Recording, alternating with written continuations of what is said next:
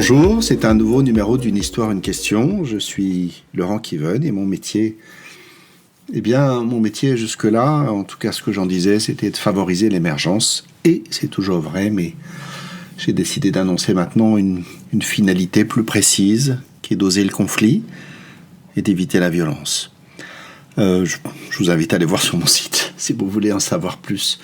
Pour inaugurer ça, je voulais vous raconter une histoire singulière dans la tonalité autour de ces histoires de conflits et de violence, qui est une histoire rapportée par Henry Gougaud dans L'Arbre au soleil, une histoire de la mythologie irlandaise avec un héros singulier qui s'appelle Cuchulainn. Alors Cuchulainn est dès son enfance, s'est révélé remarquable et il a été sacré chevalier à peine adolescent à la cour du roi Conor. Et le druide qui procède à la cérémonie, le druide Caspad, dont rapporte Henry Gougaud, annonce que cet adolescent qui va recevoir les armes sera le plus fameux des fils d'Irlande et que le récit de ses exploits va traverser les temps, mais que sa vie sera brève. Le garçon n'en a cure, il accueille ces paroles en riant.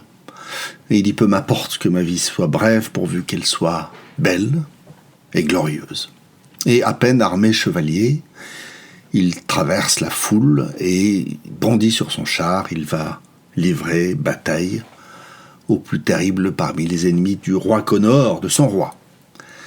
Et il y en a 3 qui sont les trois fils de Necht le Féroce.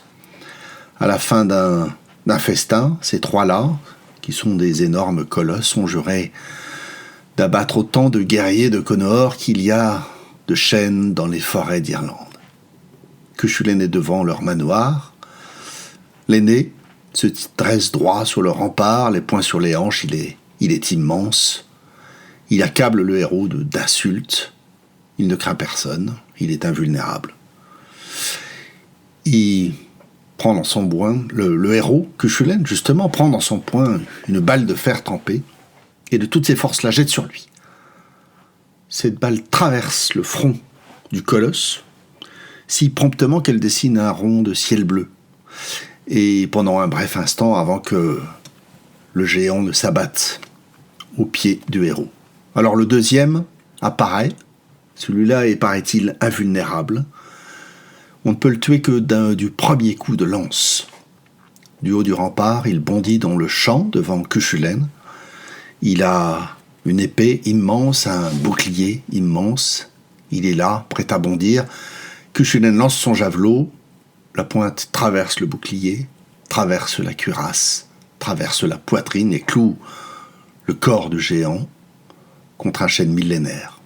Aussitôt, le 3e fils s'élance de la muraille, celui-là s'est volé, on l'appelle l'hirondelle. Cuchulainn le poursuit, bondissant à travers les champs, et tandis que l'hirondelle brandit sa lance au-dessus de sa tête, le héros d'un bond furieux lui saute sur le dos, et au-dessus de l'eau, il tranche son cou. Cuchulainn est vainqueur, il rase le manoir, il n'en reste plus rien, pierre sur pierre, puis il revient au galop. Il revient vers le palais du roi Conor, emportant les 3 têtes ensanglantées de ses ennemis vaincus. Mais il n'est pas apaisé. Son corps est encore brûlant de fureur guerrière. Courant la plaine, il rencontre un troupeau de daims. Quel serait le plus bel exploit, se demande-t-il, les massacrer ou les capturer ? Les capturer, répond une voix derrière son front. Mais c'est impossible. Alors, Cuchulainn saute sur l'herbe et poursuit les daims. Il les traque et il finit par en attraper 2 par les pattes qu'il charge sur son dos. Et il continue son chemin et il aperçoit des cygnes, une nuée de cygnes sauvages. Quel serait le plus bel exploit, se dit-il ? Les capturer ou les prendre vivants ? Les prendre vivants, répond toujours dans sa tête la même voix. Mais c'est impossible.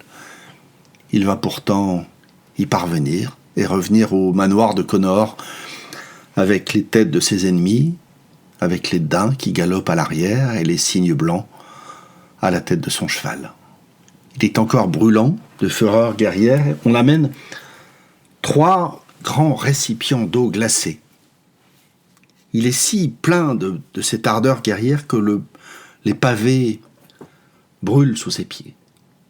Lorsqu'on le plonge dans le premier baquet, l'eau s'évapore instantanément. Lorsqu'on le plonge dans le deuxième de ces baquets, l'eau bout. Et dans le troisième, enfin, il s'apaise. Puis arrive une femme, une très belle femme, la plus belle femme, dit le comte, et elle vient le prendre par la main pour que, enfin, les douceurs de l'amour apaisent définitivement l'ardeur guerrière de Cuchulainn. Voilà, ce conte singulier. Je ne sais pas si c'est un conte qu'on racontait aux enfants.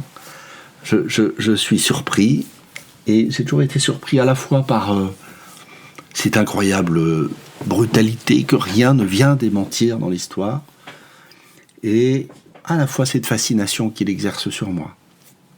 J'ai lu ça il y a très longtemps, et il me reste cette image de ces baquets d'eau froide pour refroidir l'ardeur guerrière de ce héros, qui ressemble à Achille de l'Iliade. On retrouve ce genre de type-là, ce genre de personnage, de type de personnage, de loin en loin, une vie brève, une ardeur presque infinie, et sans doute un talon d'Achille quelque part. Si vous avez une question que vous vous posez, vous pouvez mettre sur pause, vous connaissez la musique. Mettez sur pause pour savoir quelle question vous fait vous poser, et on se retrouve de l'autre côté. Quant à moi, je crois qu'il y aurait beaucoup à dire entre cette progression de ces trois hommes, de ces trois géants qui massacrent, et puis de ces daims, curieusement, qu'il capture, de ces signes, de cette voix qui lui dit de les prendre vivants, de ne pas les massacrer.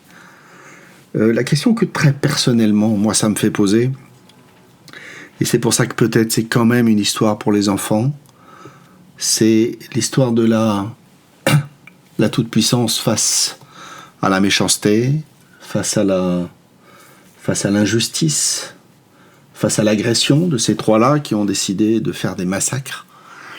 Et cette ardeur, cette envie de toute-puissance qui bout à l'intérieur comme une fureur guerrière, quand on est un enfant, mais aussi quand on est trop faible, qui tourne en boucle à l'intérieur de nous. Et j'aime beaucoup cette image finale, bien qu'elle soit un peu convenue, mais malgré tout, l'idée que l'amour peut seul apaiser cette fureur guerrière à la fin, après quand même qu'elle a pu jeter son dévolu sur son objet, après que on a trempé le héros dans 3 baquets d'eau. Et ma question c'est, quelles sont ces fureurs à l'intérieur de moi qui ne trouvent pas leur issue? Et comment je pourrais un jour transformer ça en amour? Voilà, c'est la fin de ce numéro. N'hésitez pas à cliquer, partager. À bientôt.